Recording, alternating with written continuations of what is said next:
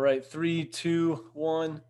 We are excited to bring on special guest and now a recurring guest, Joey Giglio, our friend and yours. He's actually going live right now from the Bayou. So we're going to get the full immersed Joey down in New Orleans right now. And we're going to talk a little football with him today. So, Joey, welcome on, bud. Good to be back. It's good to be officially a recurring guest of Climb the Ladder. Definitely, yeah. We love we love our returning guests. I think you're actually only the second one, um, and have to say this might pump you up a little bit, but also might help the brand for the show.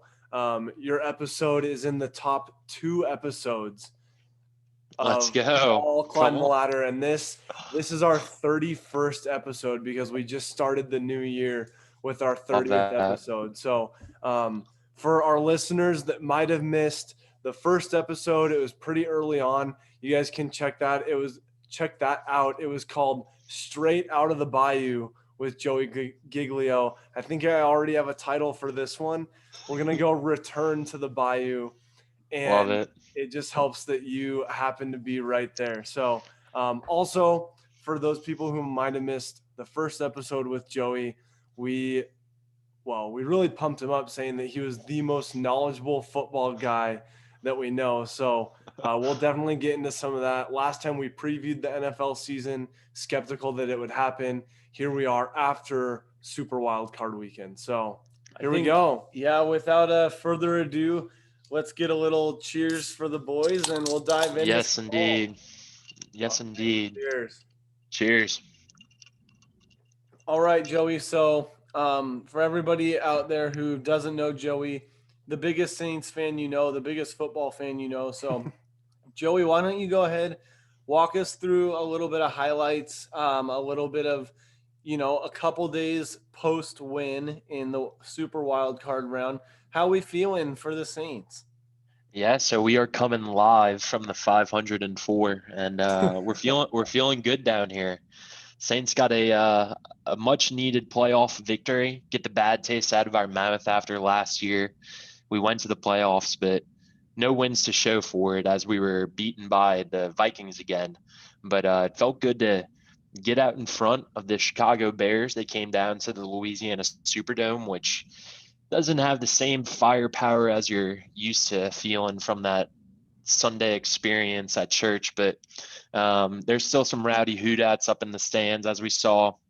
So Yeah, they were getting they got some crowd back, so that's an upside for absolutely. Louisiana. Absolutely. And yeah, much needed win. Like I said, we did a lot of really good things out there. We didn't turn the ball over. Our backup quarterback turned it over on a kind of a freak play, but no interceptions from Drew, which is huge with him. Pretty efficient day for him, going 28 of 39. Had a good amount of success on the ground game. Alvin Kamara was 1 yard short of 100, and yeah, we really just kind of set the tempo early on. It was a bit of a close game there in the second quarter. Not a lot of points. It's a good game for the under, Yeah. as a couple games were on Sunday. But I think that under was no fault to the Saints. The Bears definitely didn't contribute to that. yeah, it was tough sledding for Mitchell Trubisky, and what will probably be his last start as a Chicago Bear. That's a But hot I think take.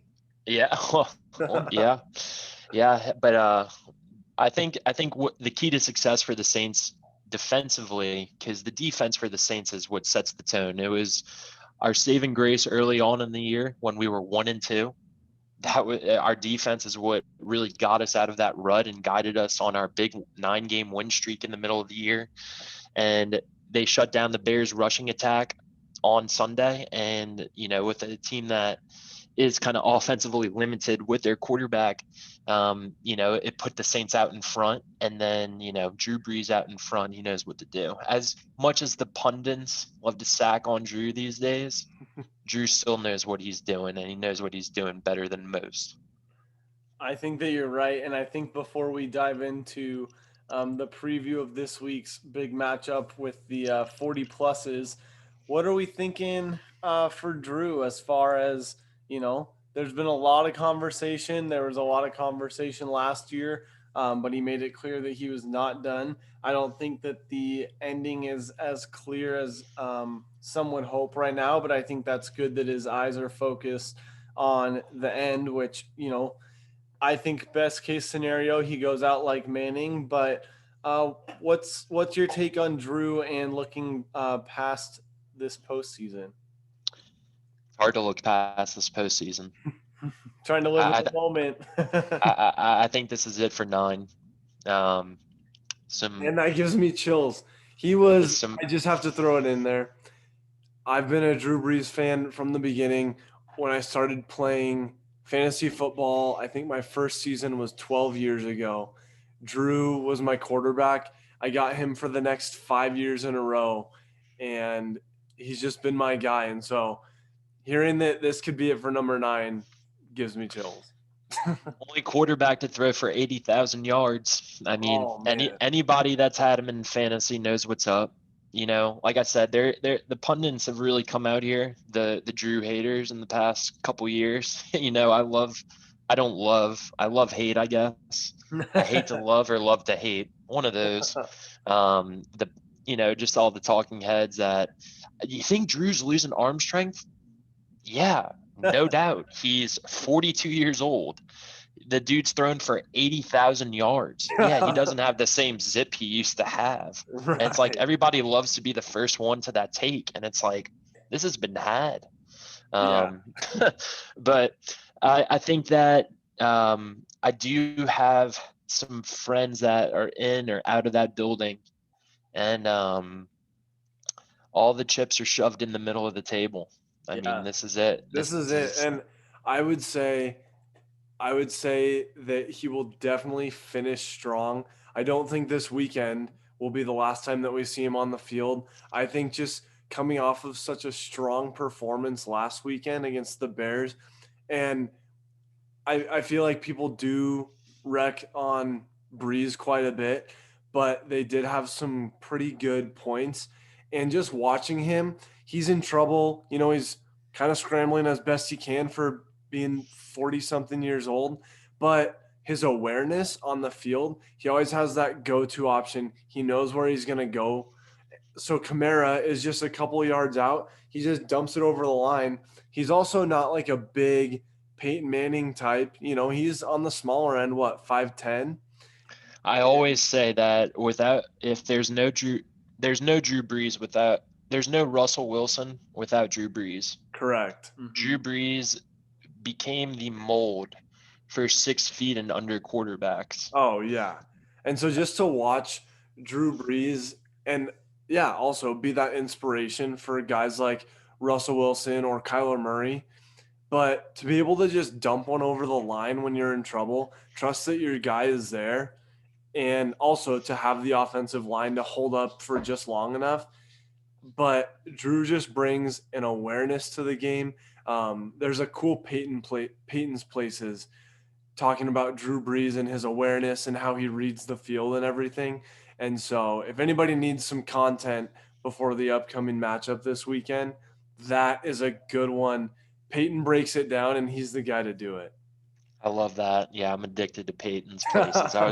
I was watching the one about Ghost Riding the Whip with Marshawn Oh, the yeah. other night. Yeah, season 2 is off to a really good start. No doubt, no doubt. And getting back to the Peyton Manning comparisons with Drew Brees right now, because it's fair to make, especially due to the fact that you're right, Drew's not in terms of size closer to Peyton, but in terms of like mobility, it's kind of similar, right? Drew is around Peyton, maybe a little better, but probably not like Tom Brady is at 43, where Tom Brady, he's just on a different platform than Drew is throwing from. Tom Brady is 6'6", long as can be, and he just stands up tall in the pocket and he can see over people still. Drew does not have that luxury. So, but this Totally. doesn't change the fact that Drew is always the most prepared football player on the field. Just like Peyton Manning in his last season No, didn't have the mustard. Everybody wanted to, again, is Peyton losing arm strength? Well, yeah, year 12, neck surgery. The dude's thrown for dozens of thousands of yards. Yeah, he doesn't have the same zip, but he was still the most prepared. He knew where the ball needed to go. And that's what Drew knows how to do. That's what Drew's been doing his entire life, is getting the ball to his playmakers, because he knows where they're going to be and he knows where the defense is not going to be. For real. Yeah, his preparedness is so evident in these matchups.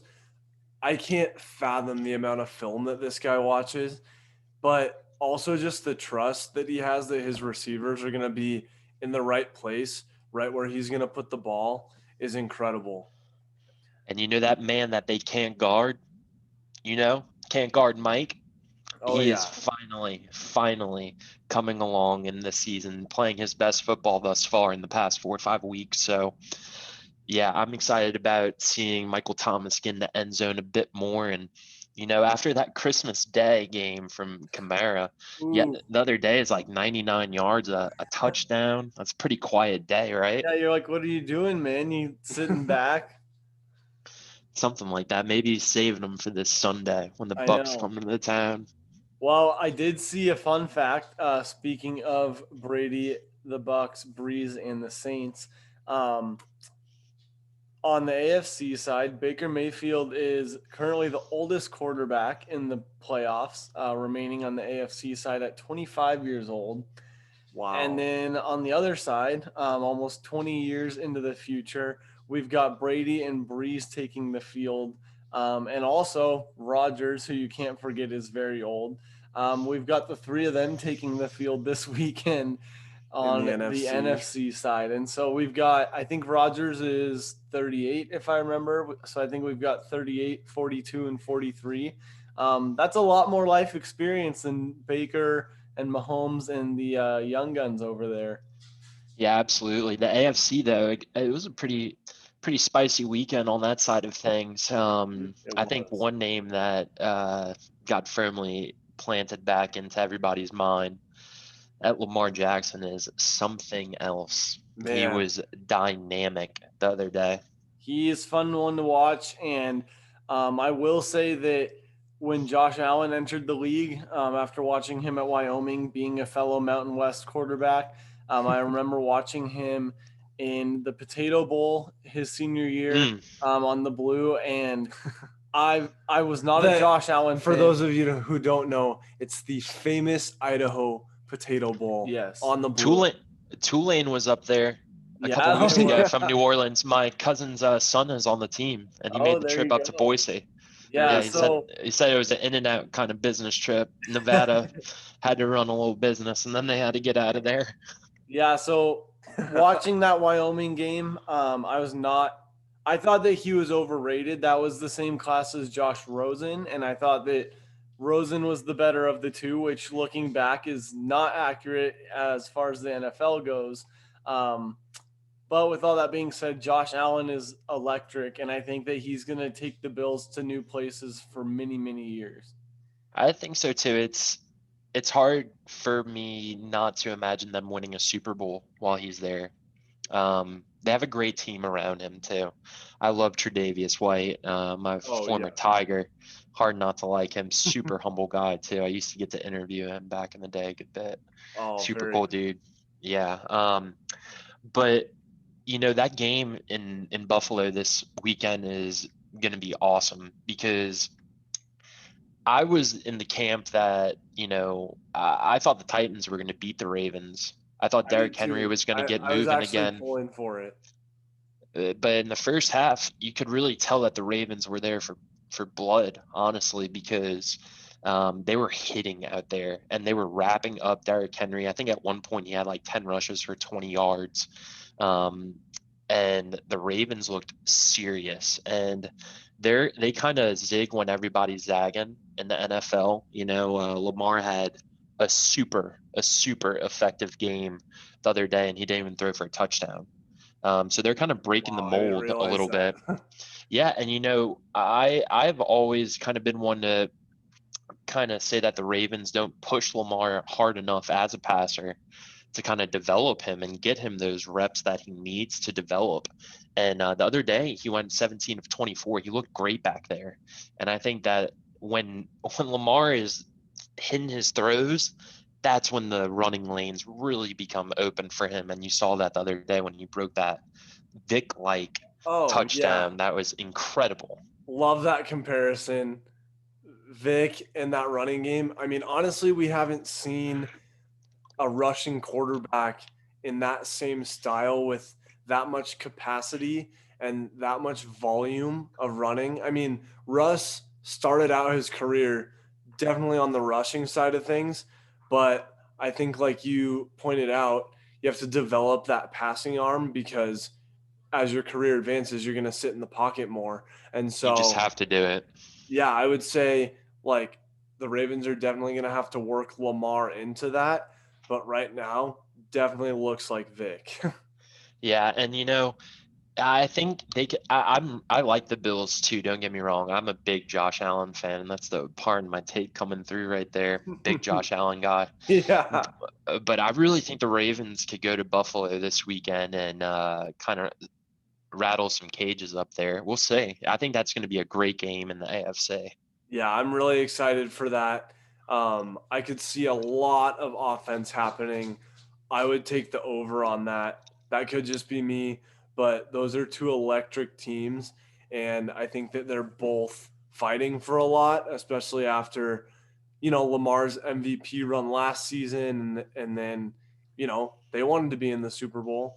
But yeah, and then just how Josh Allen is carrying the Bills, and just using Diggs and all of his weapons. I think that it's time to open a discussion, though, and say that Baker Mayfield has finally emerged in the NFL. Agreed. And the Browns this past weekend, what an impressive performance to beat the Steelers in back-to-back games and to really dominate their opponent. And yeah, Baker Mayfield has really turned it on here in this second half of the season. And the Browns are 12-5. That's a lot of wins. That's a dozen wins right there. That's hard to come by this season. That's more than they've had in the last decade. Is that fair to say? Somewhere around that. I mean, first playoff win of our lives for the Browns, or I guess since '94, since Bill Belichick was the head coach and his defensive coordinator was some guy named Saban. But the team that the team that is like flying under the radar in the weirdest way. Right now, the team that nobody is talking about is the Chiefs. All I hear that is how the Bills are going to go to the Super Bowl and this, that, and the third. Last I checked, they're the defending champions, have more weapons than an Arsenal, and they have They have Pat Mahomes as their quarterback. So I'm happy for Baker. I'm happy for Baker. Yeah. I'm happy for the Browns, right? We're about to see how good they are though. Oh yeah. I think that they had a lot coming out against the Steelers. It's hard to beat a team twice, especially back-to-back weeks, but the Browns definitely had something to play for, which was very evident with the 28-0 lead in the first quarter. Talk about being hungry. They were hungry. I think Baker has had a big chip on his shoulder because he really hasn't emerged with no more than 6 wins for the past 3 years. And so I think that was the driving force behind that. But it's going to be so hard to go up against Andy Reid and that team. You kind of get the vibe that was the Browns' Super Bowl. I do. Beating the Steelers, beating the arch rival. Yeah. Oh yeah. And for years to come, that'll set the rivalry. And yeah, I think that was their Super Bowl, and they might have peaked right there. And really, the Browns are probably going to continue to dominate the Steelers, especially as Big Ben's light at the tunnel is slowly getting larger. Frauds. I think he's done. They're fraud. They were such frauds, huh? Yeah, big frauds. I don't see any reason that Big Ben needs to stick around. I think that it's weird to look at it, but I think that they've already been in a rebuilding phase. But Big Ben got them just far enough to where they were in contention for the playoffs and ultimately got a berth because of their success in the first 3 quarters of the season. But I think that we'll see a more mediocre Steelers team. I think we'll see a lot of 7-9, 8-8 type seasons over the next 3 to 5. And then I think that as they build up a new franchise quarterback, that'll be a nice rivalry with the Browns. But yeah, I don't think that Big Ben sticks around. Yeah, I think it's over. I think the clock's strung out on them. But one thing with that Browns Chiefs game, probably one of my favorite matchups to watch this weekend is probably 2 of my top 5 favorite LSU players going head to head. And that is going to be Jarvis Landry versus Tyrann Mathieu. That's going to be electricity. What's Former college teammates at LSU. what's the Very age cool. difference there? Within a couple 1 year. years, right? 1 year. 1 year. Yeah, Tyron is he graduated in 2010, same as me, and then Odell and Jarvis were 2011. Wow. Okay. So And yeah, they used to be on the field together. I do want to make a quick note about Odell before we move on to the Browns. I think this would probably be a popular opinion, especially by Browns fans. I think that Baker is a much better quarterback without Odell and only focusing on Higgins and Landry. And so I think really Odell should probably be looking for a new city to call home this offseason. I think he's still very marketable. He's obviously not the one-handed Giants receiver that we saw when he, had his star season, but I think he could definitely make an impact on a team. I just don't think that team is the Browns. Yeah, I agree with you there. I think the key to Baker's success is keeping it very simple for him. I think so. I think Only giving him 1 to 2 reads, really. Yeah, I think if he's got too many weapons around him, I think that'll overwhelm his play. And I think especially with the two-headed running attack that you have with Hunt and Chubb, I don't think that you need that many stars and that many people that want the ball in their hand on the same team. Agreed. I'm rooting for Odell though. I mean, I remember that game that they had against the Cowboys earlier this year, the game where Jarvis threw the touchdown to Odell. And, Odell also had like a 60-yard rushing touchdown. I mean, the dude is electric. I agree with you. I think he kind of like Kyrie Irving will never hit another game-winning three-pointer in a Game 7 of a NBA Finals. Yeah, Odell will probably never make a one-handed catch against the arch rival Cowboys playing for the Giants on Sunday Night Football like that again. But his he'll star always shot, be the his guy rookie year. Yeah. I mean, everybody will always remember him for that. And, he's still kind of young. So hopefully his body can get right and he can play meaningful football again, because it's exciting when you see guys like one guy that hadn't played the most meaningful NFL game that Leonard Fournette ever played in his life was this past weekend. Mm-hmm. First playoff game, played for the Jets. I mean, it's like Jamal Adams with the Jets. He's never playing meaningful football, but then he gets to Seattle and he's in the division race, a playoff race. It was and a he totally plays, different lights out. Yeah, different script than he had ever known before. Totally. I think Odell can bring. I mean, even though he is young, he's got experience, and his head's not the greatest. But I think that if he can get it straight this offseason and start to transition into that kind of mentor, veteran locker room guy, I think he could go make an impact on somewhere that's climbing like the Broncos or the Chargers, or someone who is a couple keys away from success. Especially just speaking about the Chargers really quick, Herbert, electric. I love that chart. Career. Yeah. I think that I would not be surprised to see them in the playoffs next year. And I was disappointed in the Anthony Lynn firing, because I think with, one more season, honestly, they're probably in the playoffs. And it's unfortunate that they made that move. Because especially of the last half of the season that the Chargers had. But back to Odell, I think if he can go make an impact somewhere like that that's close, even like the football team or something like that. I think that, there's options out there for him. Absolutely. I agree with you I there. I do want to talk about the teams that did not move on from Super Wild Card Weekend. Rest in peace. Coming off the Chargers, I wanted to see Phillip River and the Colts keep going. Honestly, they put up a fight, came within 3 points, I think. And Covered. it's just, yeah, covered. It's just fun to watch Phillip play, but this might be it for him. Yeah, I think he's, him and Roethlisberger were the same draft class. And I think they're going to join their fellow classman Eli this summer, or this off season. I think Phil's done.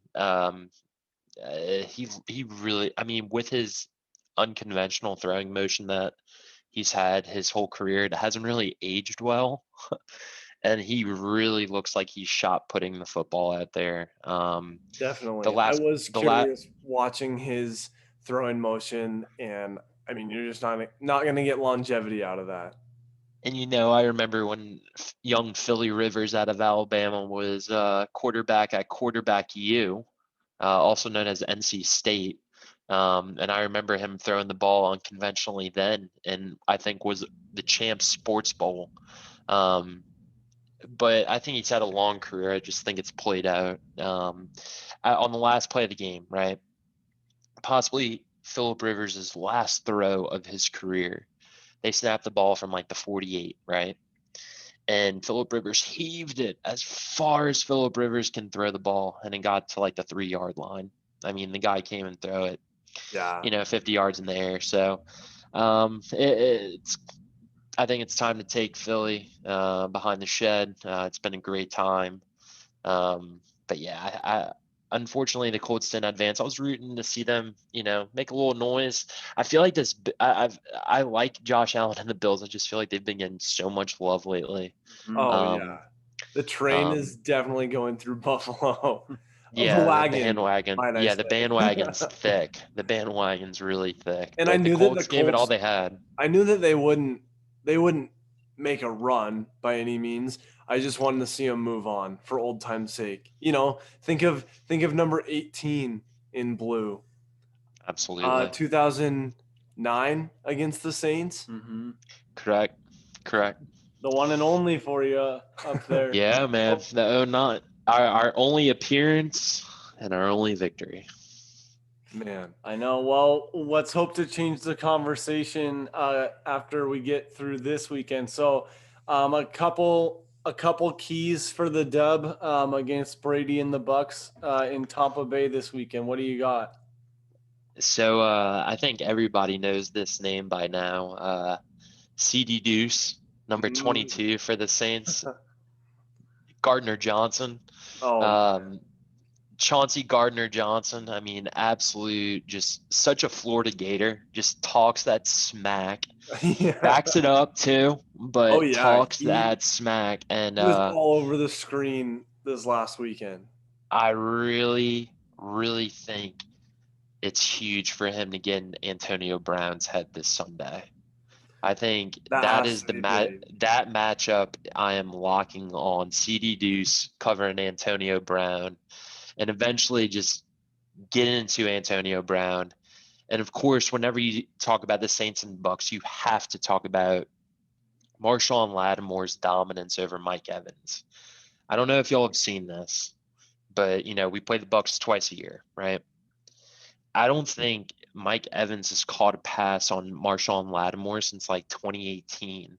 Wow. It's an insane dominance.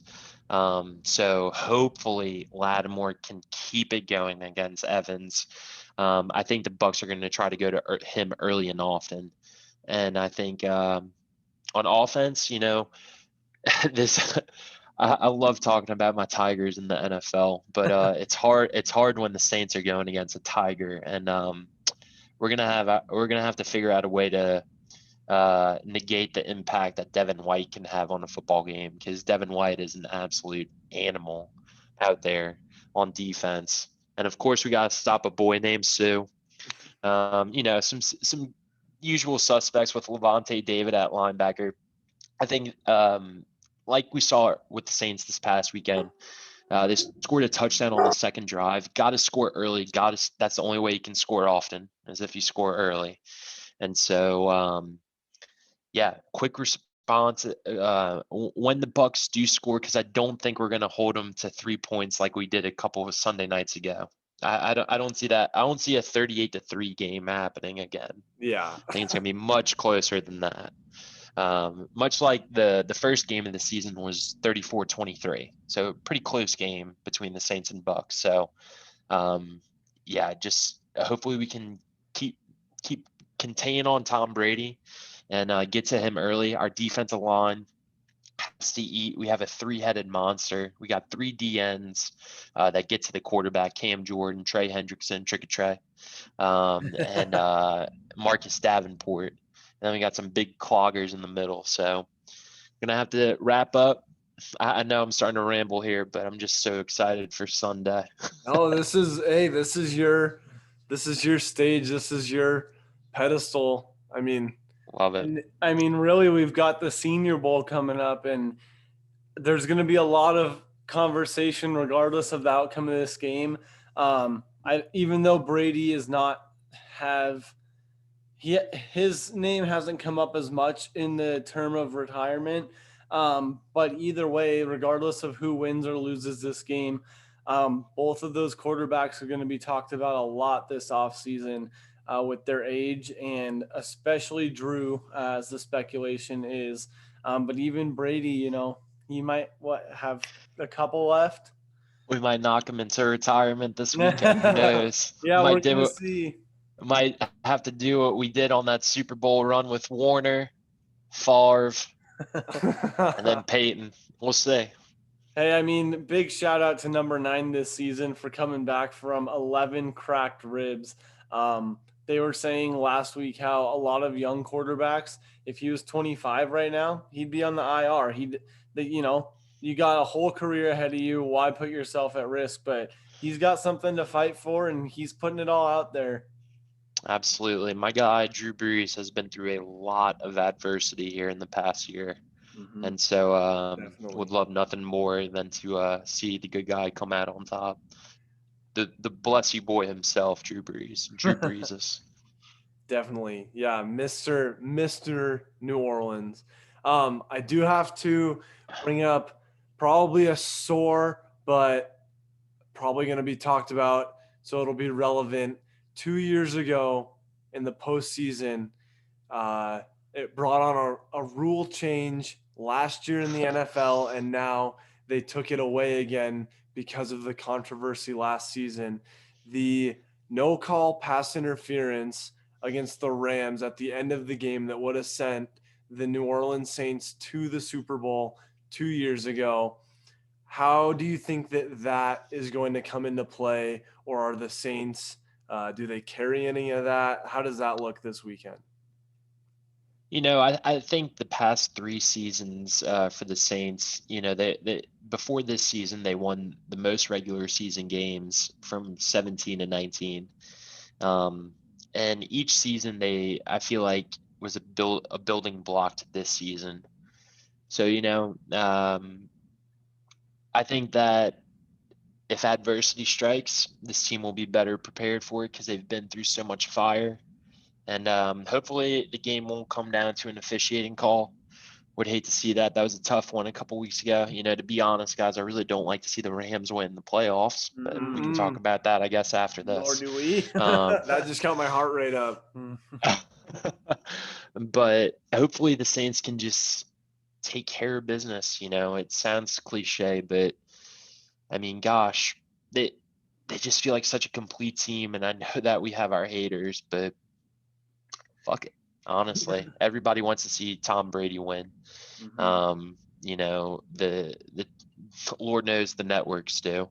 That's the narrative that Goodell is pushing for. I watched their last regular season game against the Falcons when that first down was not a first down. And I didn't watch the whole game, so I can't say how the officiating was otherwise, but they were clearly a couple inches short of a first down.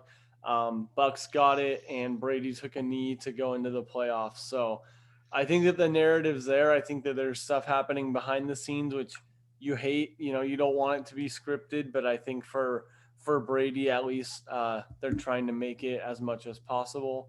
But it'll be really interesting to see what happens.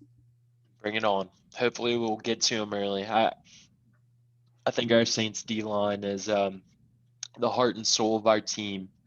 And I really think that our defense is going to come into play with Tom on Sunday. I'm really excited for it. I can't wait to see it. It's got to. I mean, defense wins championships, and I think that we're going to see that play out against some really good offenses in both the AFC and the NFC this weekend. So we have the divisional round this weekend. We have the conference championship after that. Who do you think is going to make it to Super Bowl 55? I'm going to go with my original pick for the season since it's still alive. Give me the Chiefs Saints. Let's go. All right. Let's go. I think, like you said, the Chiefs, for being the best team in the league, really they could have been 15-1. They're 14-2 because they sat their starters in week 17 and let the Chargers run away with one, which it was deserving by the Los Angeles Chargers. But I think that the Chiefs are dangerous. I don't see anybody stopping them in the AFC, and I think that that's the conversation you have to have when you look at the potential AFC candidates is, yeah, the Bills are good. That's not a secret. The Browns are a good football team as well. But ultimately, who's going to stop the Chiefs? And I think that the only shot is once they get to the Super Bowl, potentially the Saints. I really mean it. We saw the Chiefs week 15, Saints versus Chiefs. Chiefs beat us by 3 points, and that was Drew's first game back. We did not look good. We really didn't look good on offense. Yeah. So yeah, we'll see. We'll see. I think there's some really good games this week. I'd like to see the Packers get some resistance from the Rams. We'll see. I think what you saw last week with the Rams, Seahawks, is what the Rams would have to do is run the ball well early to have a chance in that game, especially if their quarterback's playing with one hand tied behind his back. That Ravens-Bills game is kind of a toss-up for me right now. I could really see the game going either way. Because if it gets down to a ball possession game, protecting the ball and holding on to it, I like the Ravens more, I think. Yeah. They're definitely more apt to run out the clock than the Bills would be. They are, and they're more apt to protect the ball. I love Josh Allen again, but my guy puts the ball on the turf. My guy throws the ball, to the other team. So we'll see. And then that Browns Chiefs game could be really interesting. I think similar recipe. It's a similar recipe on the road every time. Run the ball well early, get some stops, score early, and then just see where it goes. Right. So same that was said for the Rams. Same could be said for the Browns. That's what they did last week. That's what the Rams did last week. That's what who else won on the road? The Ravens. I mean, it's simple recipe. So we'll see who executes it best. I don't think the Bucs are going to try to do that. We'll see if they do. They did last week on the road. They came out and ran it with Fournette. It worked for them then. I think that I want to see some ego get in the way with Tom and Evans and Brown, and I just want to see that full implosion because I feel like it's been so much build up about how good the Bucs are this entire season. They were 11, and it was in the 5. preseason too. Yes, they were 11-5. Give me a break. I think they got one. I think this past weekend was their second win against a playoff team this year. Wow. And they almost lost to the Falcons both times this season, which we know that if the Falcons were any other team but the Falcons in those situations, they easily would have won. 100%. 100%. I do like Saints Chiefs. That's what I've been saying since the beginning of this season, that we have to note some people didn't even think would happen. And here we are in the divisional round, which is pretty exciting. But I will say, if the Chiefs do not go, I want to see the Bills because that if somehow they can make it, that would be awesome. I do hope that one note on the Rams. I would like to see the Rams go into Green Bay and take care of Aaron Rodgers because can't say that I'm a huge fan there, but I only want the Rams to move on so that they can get absolutely annihilated in the conference championship because By none other than yeah, I think we can a both team that owes them one. yeah, Come marching in. man. Come on. Let's go. We to see a repeat from a couple of years ago and put them in their place with I mean the Rams were talking about their backup quarterback options and it was like Cooper Kupp and it was another receiver and then like fourth they didn't even have a third string quarterback. It was like fifth string. No, that's why they put Goff in against the Hawks because Wolfred went out and got rocked and Goff courtesy of our guy Jamal Adams. Yeah. Goff Hard was hitter. 2 on the list, and I don't think they had a 3. So that's going to be a learning experience for them this weekend. That'll be a challenge against Green Bay. I think Green Bay is a good team. I don't think that the Rams can stop them, but I would love to see them move on to just get shellacked. I would love it too. It's going to be hard to beat the Packers, though. It Packers will. are a good football team. They're the 1 seed for a reason, and I just really don't want to see Chiefs Packers. Really, really don't want to see that. man, I think you're on to something there. I mean, the biggest. Let's see, what would be the biggest draw for? I mean, the biggest draw would be if the Bucs are in, or the Rams are in. That would have the most eyeballs on it. But also, if you have the Ravens, the DMV area, I mean, they're all going to be watching it.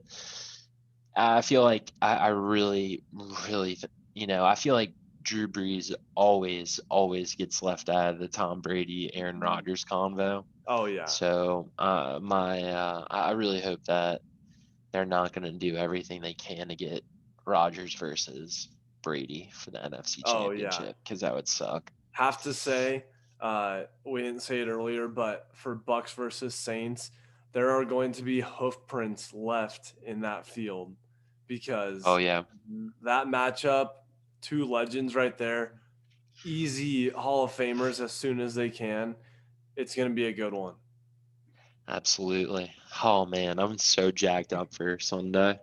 And it's my birthday too, so I know that's what I'm really hoping Yeah, for. little shout out, little 3-0 for our man Joey Giglio over here. Come on. Looking at it straight on. Well, I think to do it justice, as you're a big NCAA guy, we know that you are. Obviously, not the year of the tiger on the Chinese calendar, but we'll see if we get a little bit of a revival in the 2021-2022 season as Coach O starts to rebuild with the tools that he's got. I did like Brennan. Just a side note, I think that he's a decent little quarterback. He's no Joe Burrow, and nobody is, as we know. But thoughts, just, a couple highlights coming out of that Bama-Ohio State slaughtering? Well, as I've been saying all along this season, the whole season revolved around Ohio State. So thanks for coming out, Buckeyes. Gotta like sending off the 5-game Ohio State team with a nice big L. Yep. Maybe they didn't have the amount of reps under their belt or what it was, but yeah, thanks for coming out 52-24. I was hoping that they would give it a run for a bit. It looked like they had some wind behind their sails, but even with Bama players getting hurt, and not being able to run fully or whatever, it was just too much. It's too much. I was rooting for Ohio State to get it competitive, but it's no surprise. Where college football butters its bread. I mean, it's no fluke. It's the same thing every year, right? Oh yeah. And there's nobody out there that could have stopped Bama. Even I saw a conversation on Twitter this morning, and it was, could the 2019 LSU team beat the 2020 Bama team? And I mean, you can probably attest more to that than I can. I know that it was probably nice as just a fan of the SEC to see a Bama win. But otherwise, yeah, nobody was going to stop this Bama team this season. No, I think they were. I've been searching for the superlative. I think I'm going to settle on they're the most dominant Nick Saban team I'd ever seen. Oh yeah. They only played one game that was in one touchdown final score. That's crazy. SEC championship was by far and away the closest game they played all year. It was like 5-6 point game. Wow. I think the second to that was an 18-point game with Notre Dame. Notre Dame had the best defensive performance against them all season. So kudos to them. Felt like they were the big winners last night. Yeah. You know. Well, yeah, also like the Buckeyes only had to guard Devonta Smith for 2 quarters. The dude still set a college national championship record for catches and yards. Yeah, a little running clock in the second half is what it felt like we needed. Yeah, absolutely.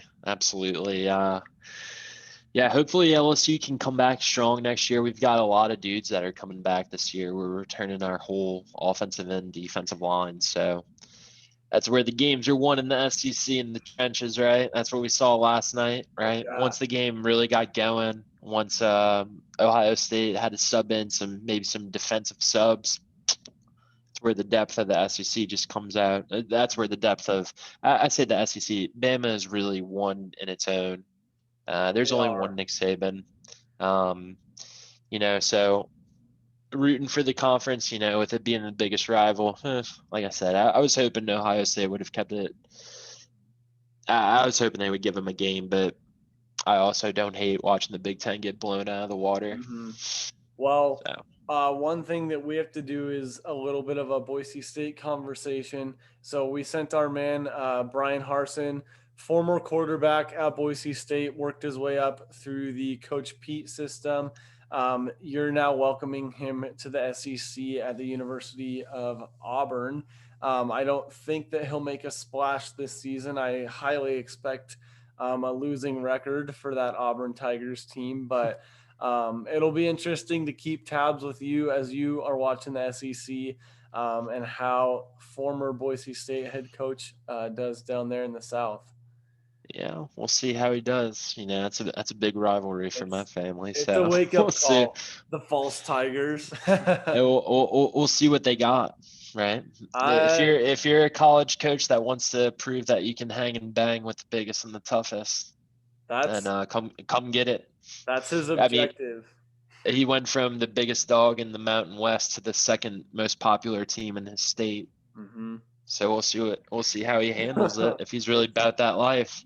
I think what we're most excited for, going back to some Bronco football, is the recent hire of Andy Avalos, who was also a former player. He was a beast of a linebacker probably about a decade ago for the Broncos.